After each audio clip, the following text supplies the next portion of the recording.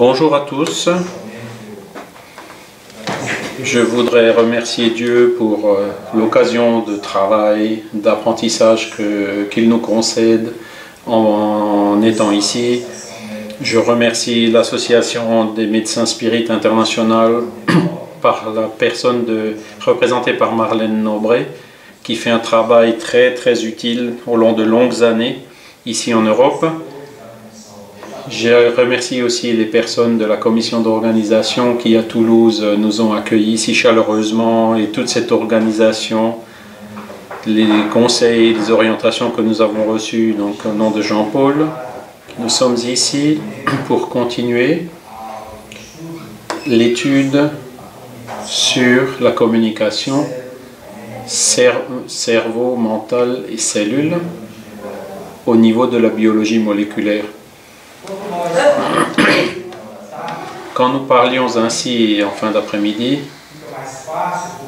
c'est plus facile parce qu'il y a plusieurs concepts qui ont déjà été travaillés au long de la journée et je suis sûr que vous tous, vous avez déjà votre doctorat en physique quantique avec tout ce que vous avez écouté aujourd'hui. Et donc vous n'aurez pas beaucoup de difficultés pour comprendre quelques concepts supplémentaires.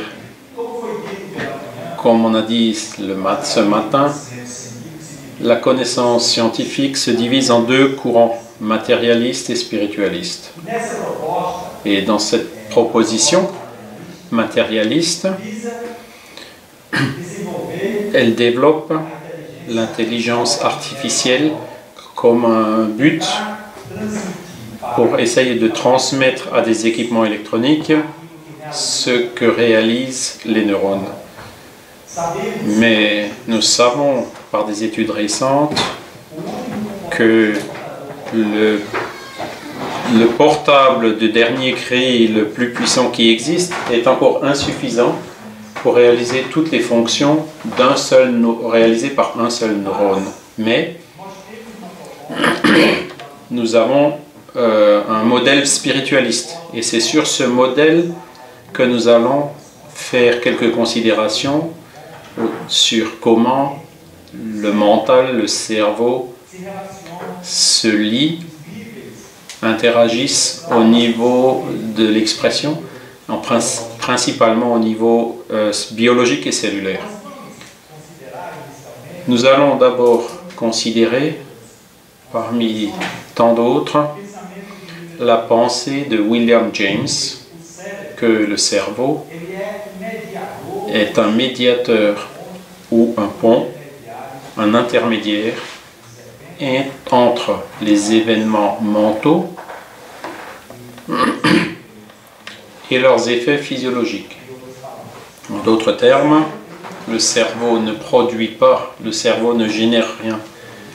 Il ne fait que transmettre, extérioriser, exprimer des processus et des événements mentaux. Cette pensée avance suivant notre vision spiritualiste.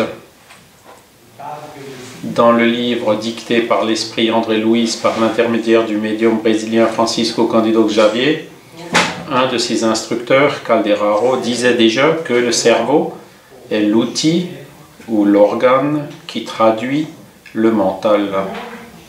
D'où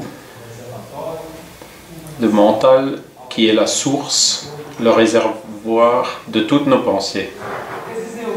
Ces neurones, par exemple, que vous voyez sur cette vidéo,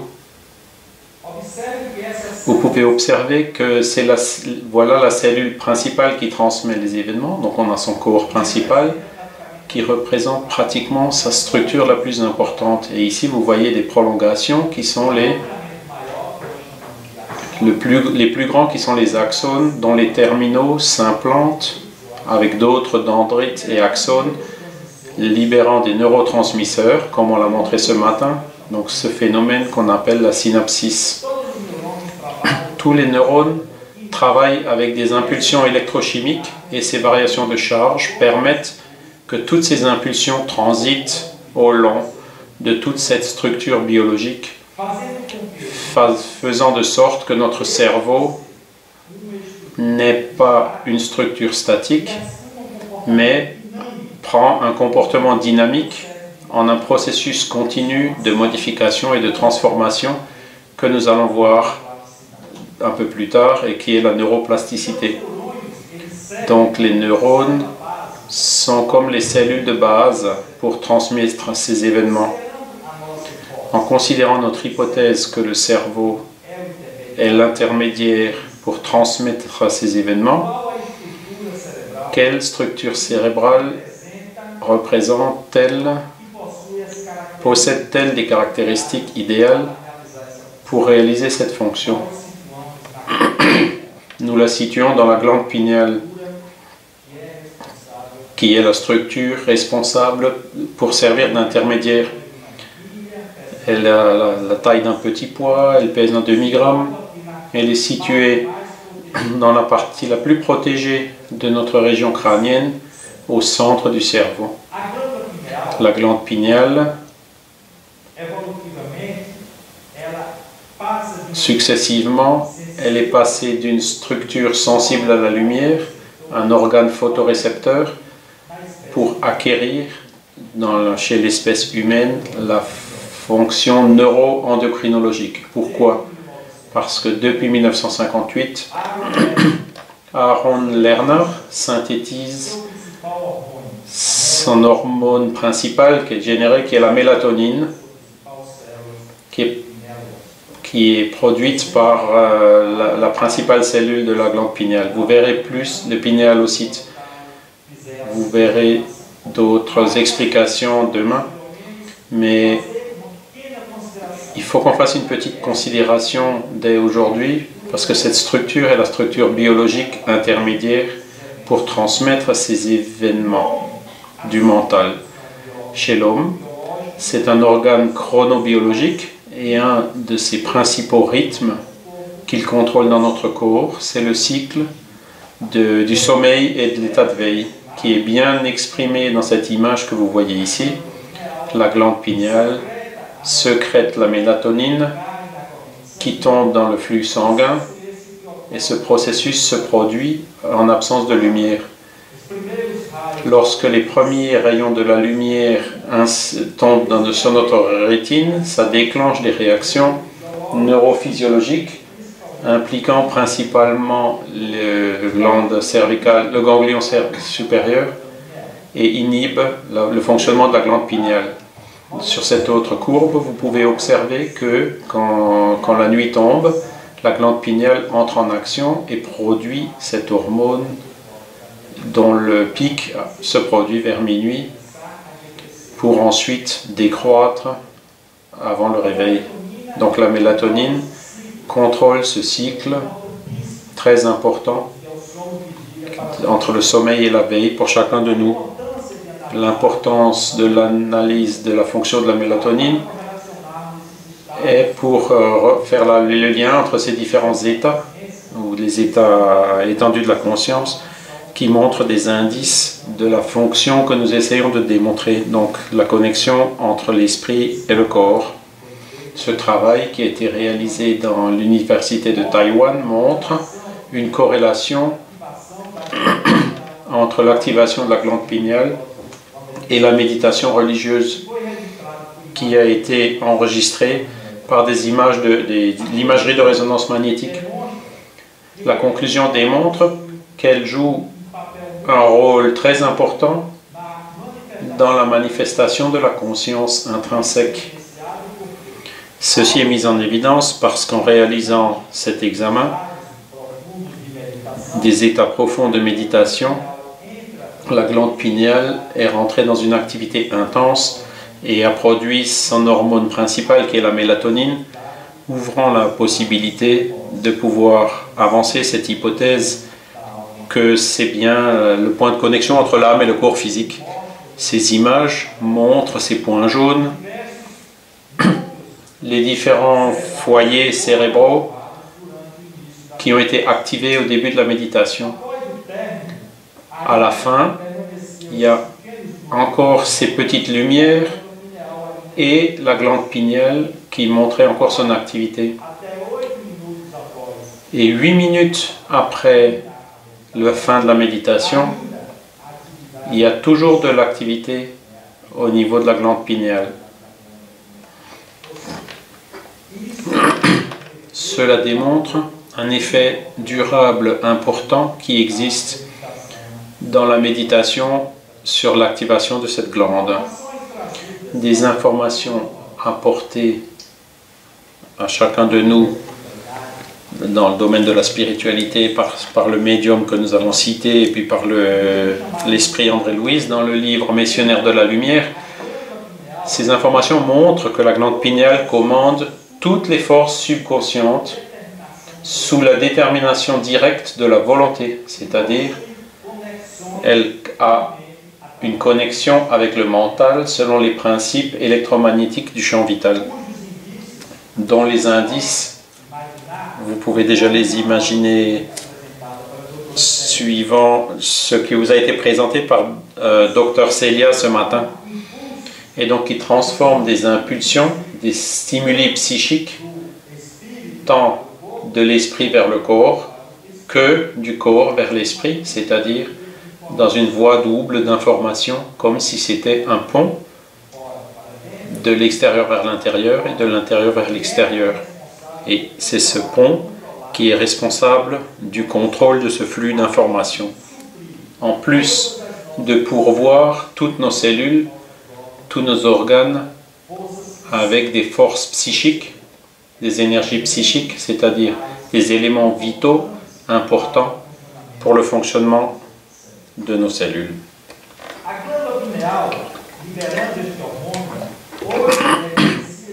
En libérant cette hormone, la glande pinéale réalise plusieurs travaux qui montrent sa connexion étroite avec une structure dont on vous a déjà parlé aujourd'hui, qui sont les microtubules, et sa molécule principale, les alpha-tubulines et les bêta-tubulines.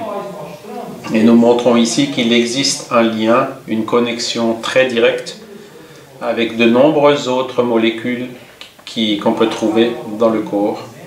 Le acalmoduline est une molécule qui inhibe l'action de la mélatonine sur les tubulines. Mais cette inhibition dépend d'autres facteurs, comme nous allons le voir à suivre. Donc là, vous voyez la molécule de la tubuline. Donc une microtubule constituée par la bêta et alpha-tubuline. Comment se comporte la dynamique de cette structure? Elle a une polarisation positive et une polarisation de l'autre côté qui est négative, qui dirige le sens de développement, de croissance et de rétraction de ces microtubules par des réactions qui sont réalisées principalement par la stabilisation promue par le GTP. Et ces réactions biochimiques sont responsables de la promotion de ces altérations de croissance ou de rétraction ou de rétrécissement. La bêta-tubuline et l'alpha-tubuline, ces deux molécules, souffrent l'inhibition de ce qu'on a appelé la calmoduline. Les microtubules possèdent des fonctions très importantes, de transport d'organelles, des réactions intelligence, capacité d'auto-organisation. Elles sont responsables par les neurotransmetteurs et créent aussi les réseaux neuronaux dont on a parlé avant. Une autre fonction très importante est qu'elles commandent tout le processus de division cellulaire par l'intermédiaire de la mitose, par cette émission de filaments astériens dans le processus de duplication de nos cellules. Le travail qui a été présenté par Delgadillo montre, comme on en a parlé tout à l'heure, que les effets inhibitoires de la mélatonine sur les microtubules et puis leur organisation dépendent de votre concentration. Dans sa concentration, en basse concentration, la mélatonine inhibe la calmoduline et stabilise le microtubule. Par contre, à des concentrations augmentées, élevées, ou physiologique, la mélatonine inhibe la formation d'activateurs complexes qui sont responsables de cette inhibition et ainsi elle provoque une augmentation des microtubules. Ces microtubules sont impliqués dans tout le processus des formations des réseaux neuronaux. Le docteur Andrew Newberg, par exemple, dit dans un de ses livres qu'aujourd'hui, notre compréhension permet de comprendre que le cerveau dispose de mécanismes neurologiques pour extérioriser ses expériences d'autotranscendance, mystiques, spirituelles ou religieuses que nous vivons, et cela par l'intermédiaire des rails neuraux qui existent dans notre cerveau, qui sont exactement les connexions de neurones qui forment les réseaux neuronaux.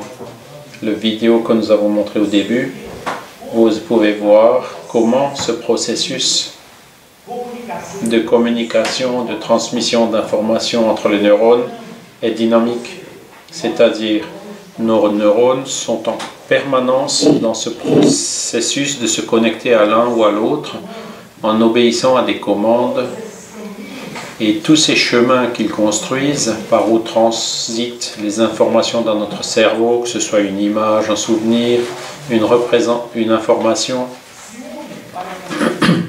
s'unissent pour construire une idée, un désir, une définition, une émotion, faisant de sorte que chacun de nous extériorise par la collecte d'habiletés et d'expériences que nous accumulons au long de nos vies. Cela fait de chacun de nous un être unique. Pour vous faire une idée du nombre de connexions qui sont possibles, le neurone peut réaliser 10 000 connexions. C'est quelque chose, c'est un numéro énorme de quantité de connexions qui peuvent être réalisées par ce grand nombre de cellules que nous avons dans notre cerveau. Ce réseau neuronal a une caractéristique plus importante à considérer dans notre hypothèse de travail. C'est que selon ce travail de Tuszynski, le réseau neuronal, qui est celui-ci constitué par les neurones, est accouplé avec le réseau des microtubulaires neuronales, c'est-à-dire qu'il approfondit le niveau de transmission d'informations dans notre cerveau. Nous sortons d'un réseau de neurones pour plonger dans la neurone et de nous accoupler au réseau neuronal microtubulaire, dont le flux d'informations, en rappelant ce que nous avons dit pour la glande pinéale, va dans les deux sens, c'est-à-dire les stimuli vont de l'intérieur vers l'extérieur et de l'extérieur vers l'intérieur. Et ce réseau de microtubules s'adapte aux exigences de notre cerveau par le mécanisme de neuroplasticité dont on a déjà parlé aujourd'hui par d'autres collègues. Et c'est par ce mécanisme que se produit la modification de la transmission des signaux au long de son propre réseau. C'est là que les informations entrent dans un processus d'adaptation nécessaire pour que les informations soient adaptées dans les niveaux correspondant à leur expression nécessaire. Ainsi, le réseau microtubulaire devient un candidat naturel pour être la structure responsable pour la transmission des signaux. Pourquoi ? D'abord, parce qu'elle existe dans toutes les cellules.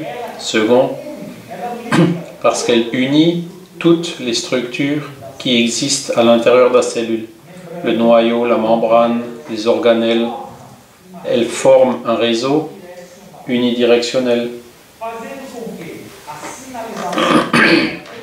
faisant de sorte que la transmission des forces psychiques soit une fonction intégrée et sans interruption. Ainsi, les microtubules, comme nous le verrons sur cette vidéo, jouent ce rôle important Regardez là le mécanisme de croissance où les molécules de tubuline s'agrègent et le microtubule se forme de la même forme. Vous voyez ici le processus de rétraction. Se produit toujours par l'intermédiaire de réactions enzymatiques qui sont déterminées.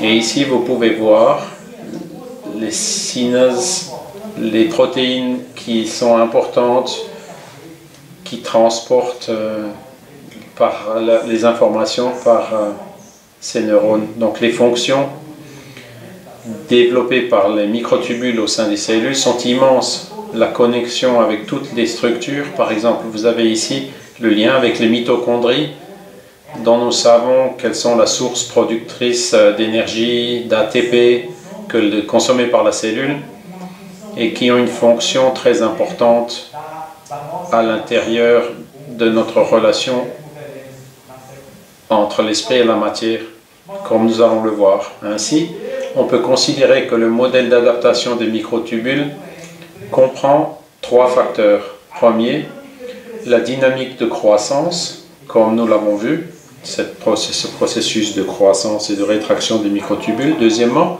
la propagation des signaux, parce qu'au long de ce processus se produit la propagation de signaux qui vont déclencher des effets que nous verrons d'ici peu.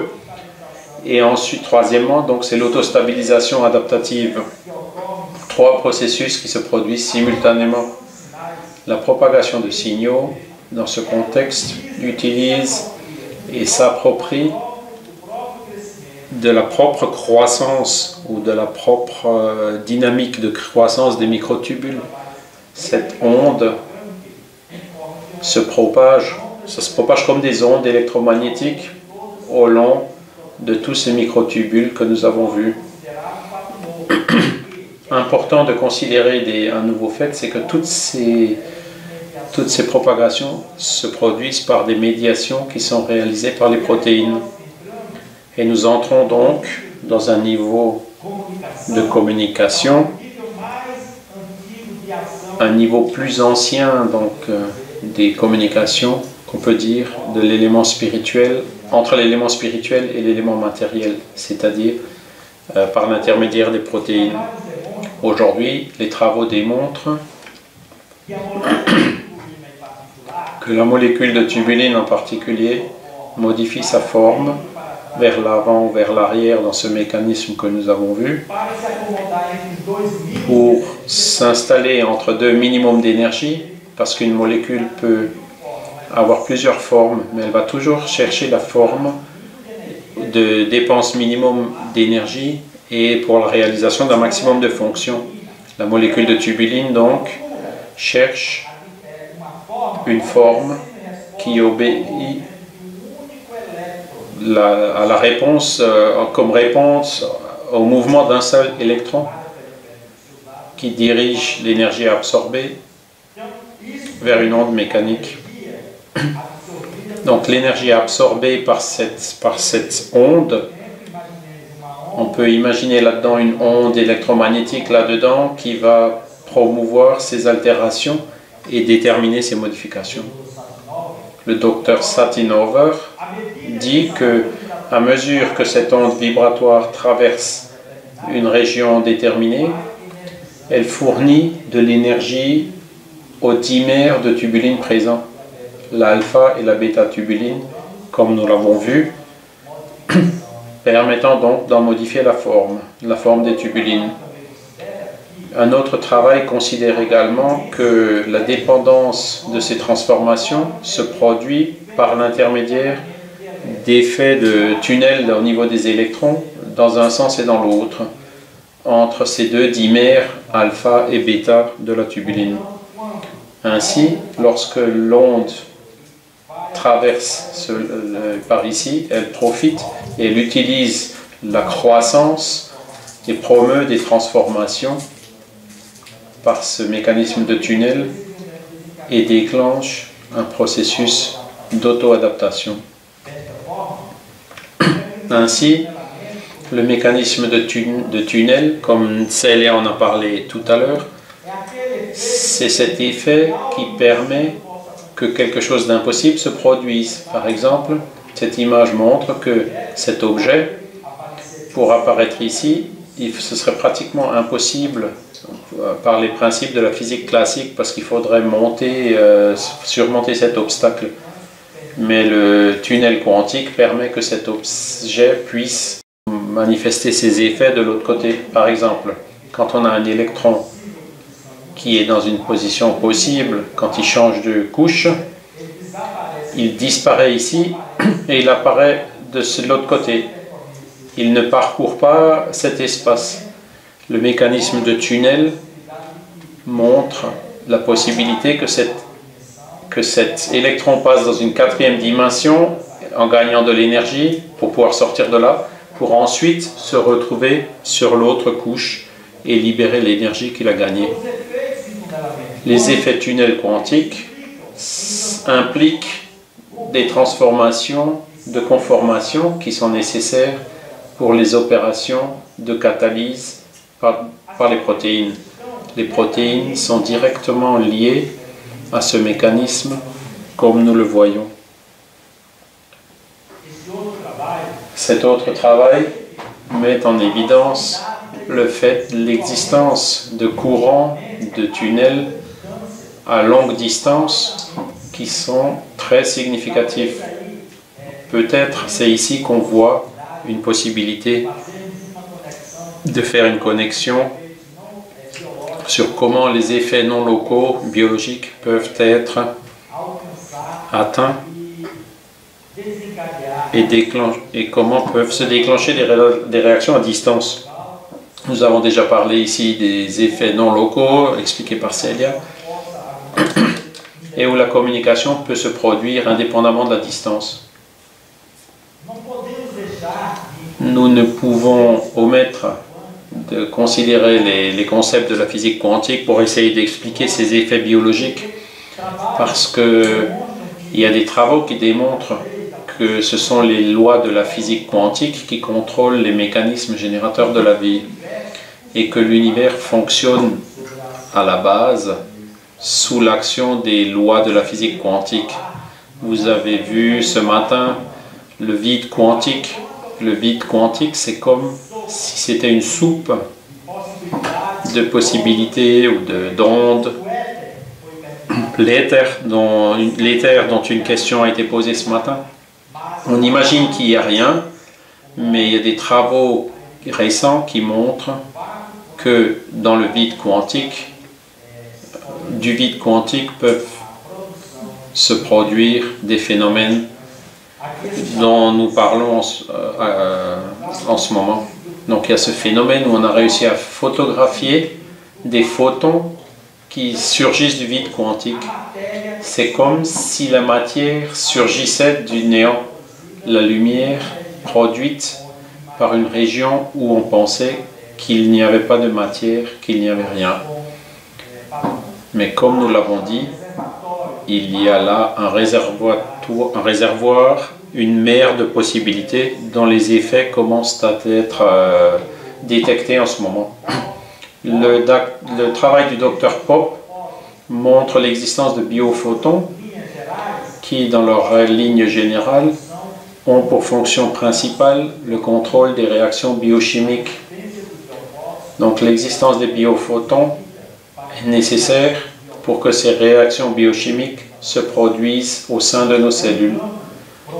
C'est le champ prometteur d'études et de recherche parce que nous savons, par l'intermédiaire de la révélation spirituelle, que tous les processus biologiques, pour qu'ils se produisent, ont besoin de fluide vital, du champ vital qui promeut la vitalité à toutes ces structures.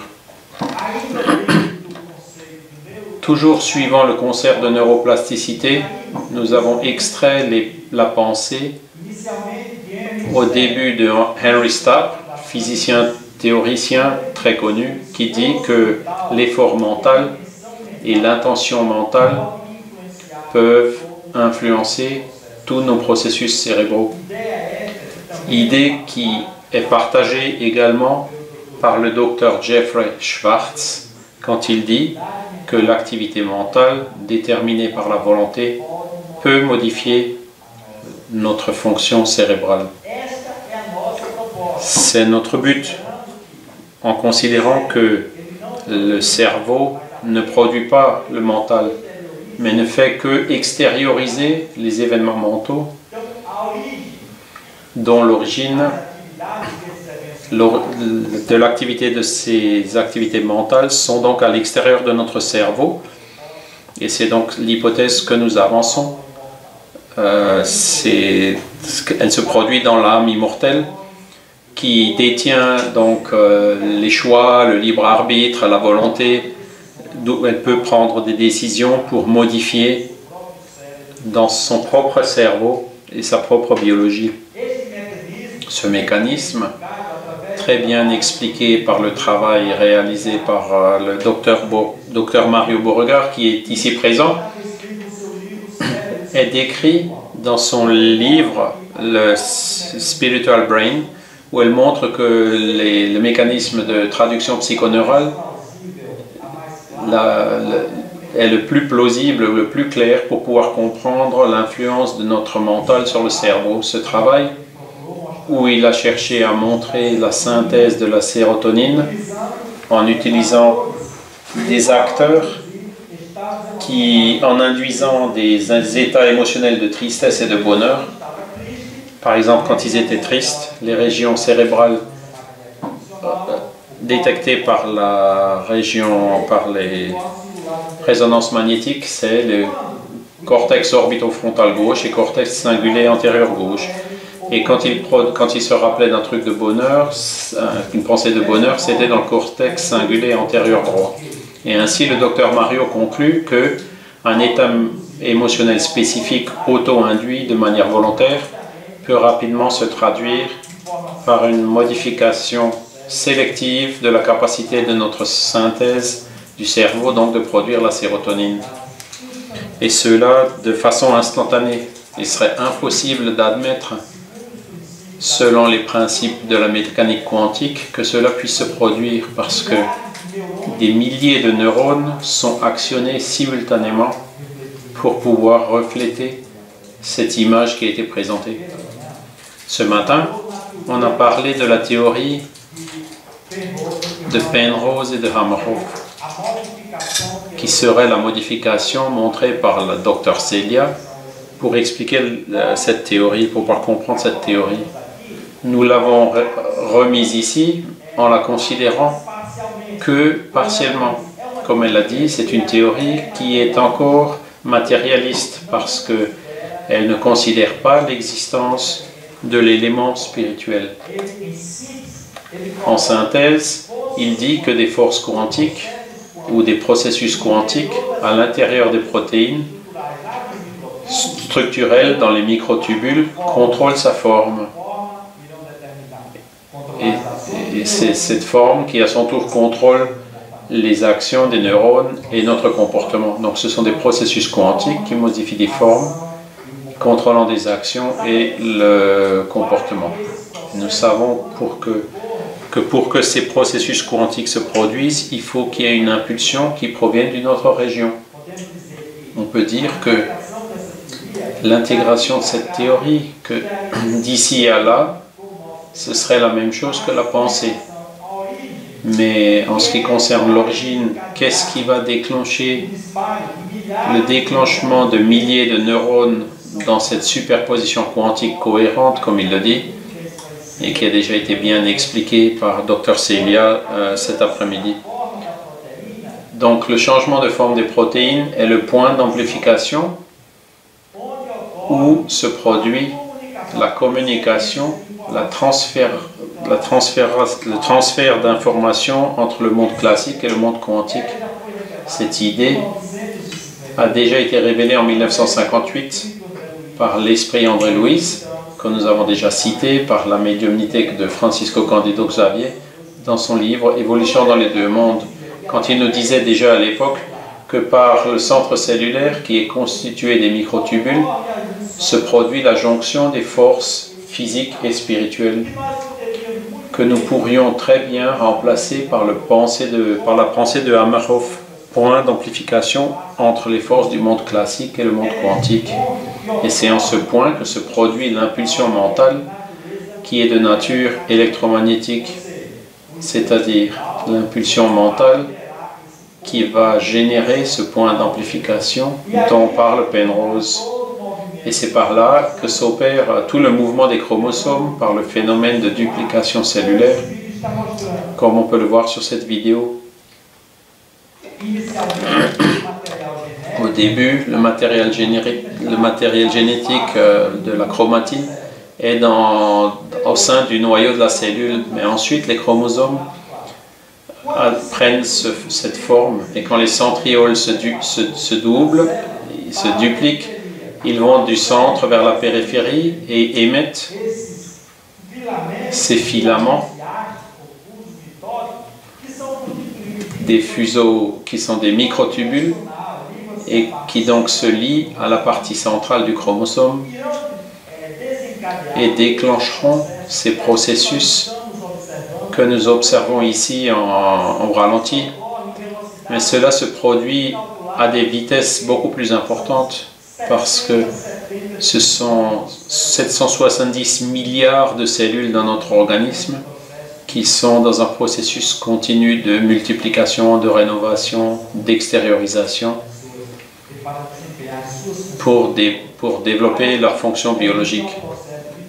C'est là que le processus de duplication et de mitose se termine. Cette même proposition de changement de forme de la protéine, comme nous avons vu, qui a été donc avancée par Hameroff, est avancée également par le docteur Michael Behe dans son livre Darwin Black Box, qui dit que la forme de la protéine et la position des aminoacides sont celles qui déterminent sa fonction. Et donc, la forme, la géométrie des protéines détermine quel type de fonction elles vont jouer. Cette idée est aussi partagée par nous tous, par l'auteur spirituel Emmanuel, toujours par la psychographie de Chico Xavier, quand il parle d'une géométrie transcendante qui est responsable de déterminer la fonction des protéines. Sur cette petite image, vous pouvez voir ici que les protéines formées après que l'information vient du noyau vers le RNA messager, et là vous pouvez voir combien de formes différentes les protéines peuvent prendre. Certains auteurs affirment qu'une protéine peut avoir jusqu'à 400 000 formes différentes, faisant de sorte que chacun de nous soit, comme nous l'avons déjà dit, des êtres uniques. Ainsi, l'ADN ne fait qu'envoyer l'information qui détermine la séquence des aminoacides qui va composer une protéine donnée. Mais la quantité de formes, c'est-à-dire les modifications structurelles et de formes qu'elles développeront, dépendent de toutes les modifications des charges électromagnétiques qui existent dans leurs structures les plus intimes. Les protéines sont localisées dans pratiquement qui ont des fonctions très importantes dans notre corps. Ici, nous avons des protéines qui sont dans la membrane de nos cellules, qui ont la fonction de récepteurs. Les protéines qui sont dans la partie périphérique de la membrane cytoplasmatique de nos cellules sont celles qui sont responsables de capter des informations qui viennent du milieu extérieur pour les transmettre vers l'intérieur de nos cellules. Dans ce travail, Son dit que les protéines réceptrices captent aussi des champs d'énergie vibrationnels, comme la lumière, le son ou des fréquences radio. Ainsi, ce ne sont pas que des substances neurochimiques, comme les neuropeptides ou des récepteurs qu'elles captent. Il y a aussi des vibrations qui sont captées et qui font de sorte que se produisent des modifications dans la forme et dans le fonctionnement des cellules, obéissant ainsi à des interférences par des champs électromagnétiques. Donc, ces modifications vont modifier l'équilibre des charges électromagnétiques de la protéine qui provoqueront elles-mêmes des changements aussi dans leur forme. C'est ce que définit, ce qui donne l'idée de la communication entre le mental et le corps, proposée par le docteur Candace Pert, par le réseau psychosomatique ou les récepteurs, qui sont ces protéines localisées dans la membrane cellulaire, qui en plus de capter les neuropeptides qui sont liants comme des hormones, elles entrent aussi dans un mécanisme d'attraction vibratoire ou de résonance. C'est-à-dire que les neuropeptides ne sont pas que des structures physiques. Ils ont aussi des vibrations spécifiques. Et cette vibration spécifique entrera en connexion avec le récepteur pour établir la connexion réelle. Comme elle dit, la vibration attractive est l'émotion et la connexion réelle du peptide avec le récepteur. Et elle est la manifestation du sentiment dans le monde psychique. Ainsi, cette même pensée a été avancée par André Louis dans le livre Mécanisme de la médiumnité. C'est une autre révélation spirituelle qui a une corrélation avec ces choses qui sont aujourd'hui mises en évidence. L'esprit maintient l'équilibre organique par son action menée par différents médiateurs chimiques qui sont fabriqués dans les cellules et distribués dans tout notre corps. Ainsi, ces neuropeptides, ces neurotransmetteurs sont libérés par l'impulsion mentale déterminée par l'élément spirituel. Et on parle de l'existence des biophores, qui sont des particules de pensée, ou c'est-à-dire des unités de force psychique qui conduisent, qui déterminent nos états mentaux. Ainsi que comme par exemple le bonheur, la tristesse, l'envie, la jalousie, tout état mental qui nous caractérise sont transmis directement à nos cellules par l'intermédiaire de ces éléments appelés les biophores et qui vont s'accumuler principalement dans les mitochondries qui sont des structures accumulatrices d'énergie spirituelle. Donc l'auteur spirituel dit que par les biophores, nous pouvons altérer tout le plan de notre destin, c'est-à-dire nous pouvons même avoir des informations ou des prédispositions morbides pour la détermination, le déclenchement de certaines maladies spécifiques, en considérant que ces prédispositions morbides existent en tant que conséquence des prédispositions karmiques selon notre hypothèse de la pluralité des existences.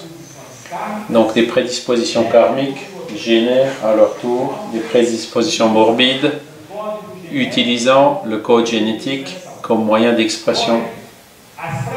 Cependant, les prédispositions morbides ne vont se réaliser que suivant l'action d'autres facteurs, le milieu, l'épigénétique et aussi par les actions de nos pensées. Et notre pensée amenant à des états mentaux qui sont portés par ces unités de force psychique peuvent altérer tant vers mieux comme vers le pire les prédispositions morbides que nous portons par le fruit de nos actions au cours de nos vies. Notre cerveau, dit André Louis, dans cet ensemble de cellules spéciales, c'est là que se fabrique, que se processe et que s'extériorise cette matière mentale qui s'extériorise donc indépendamment de l'espace et du temps auprès de l'individu. Considérant que la matière mentale est formée d'atomes, de la même forme qu'il existe les atomes physiques que nous connaissons, il existe aussi les atomes mentaux. Et nous utilisons donc les définitions de la physique, de la mécanique quantique, en tant que pure analogie pour essayer de comprendre ce qui pourrait se produire avec nos atomes mentaux. Vous vous rappelez de cette vidéo qui montre un électron qui est sur une couche et qui change sur l'autre couche. Pour que ce processus puisse se produire, l'électron doit être excité, c'est-à-dire il faut qu'il prenne de l'énergie. Selon le processus physique, ça peut être de la chaleur, ça peut être de l'électricité, ça peut être de la lumière, etc. Ça peut être toute source extérieure matérielle qui fait de sorte que cet électron se déplace, gagne de l'énergie et saute vers une couche plus vers l'extérieur. Logiquement, cet électron ne peut pas rester longtemps dans cet état parce qu'immédiatement, il tend à revenir à sa position d'origine et quand il revient, il libère de nouveau l'énergie qu'il a gagnée sous forme d'ondes électromagnétiques, c'est-à-dire par des sources qui vont se propager. De la même façon que ça se produit dans les électrons matériels, la même chose se produit dans les électrons spirituels. André Louise nous dit que de la matière mentale des êtres créés, nous étudions la pensée ou le flux énergétique du contexte spirituel de chacun d'eux. C'est-à-dire, tous les êtres de la création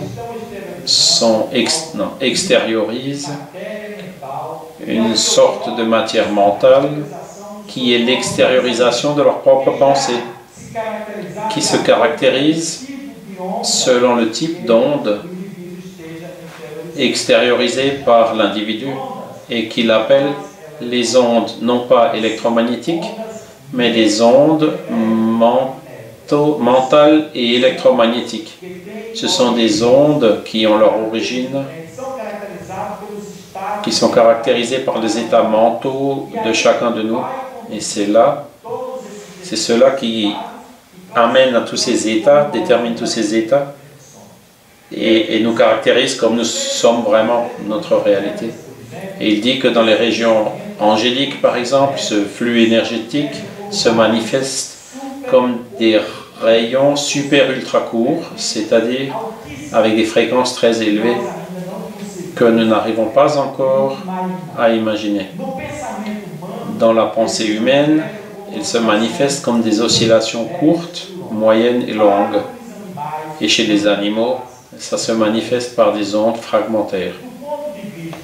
Du point de vue du flux énergétique de la pensée, ce qui nous différencie des animaux, c'est lorsque nous arrivons de notre position évolutive, donc de sorte que nos ondes de pensée ne sont plus fragmentaires mais sont continues. Et c'est là que nous commençons à extérioriser de nous-mêmes ce flux mental avec un très grand pouvoir créatif et qui caractérise notre personnalité à chacun. André Louise continue en disant que chaque esprit, par le pouvoir vibratoire dont il est doté, imprime à ses facultés mentales le type d'onde ou de flux énergétique qui caractérise notre personnalité. Si nous sommes en tant qu'esprit des champs vibratoires où nous extériorisons des fréquences spécifiques qui caractérisent caractéristiques de nos états mentaux, nous avons chacun la tâche de définir ce que nous voulons vraiment être dans notre vie. Ce flux d'énergie qui définit notre personnalité est proportionnel. Il assume des caractéristiques en accord avec les grandeurs morales que l'individu a déjà acquises dans le domaine du savoir, de la sagesse, de l'amour et du savoir qu'il a déjà acquis. Nous sommes vraiment des êtres uniques dans l'univers, des voyageurs de l'éternité qui, au long des multiples existences, ont acquis diverses expériences, des succès, des erreurs, des chutes, de se relever. Et donc c'est par là que nous, graduellement, nous construisons nous-mêmes. Nous sommes donc les héritiers de nous-mêmes, les acteurs de notre destin, les constructeurs de notre propre vie. En étudiant la pensée dans son intimité, rappelons-nous que les électrons physiques ont besoin d'une énergie physique pour extérioriser, pour changer d'orbite et donc promouvoir des altérations. Mais l'électron mental, quelles sont les forces extérieures qui vont promouvoir leur excitation?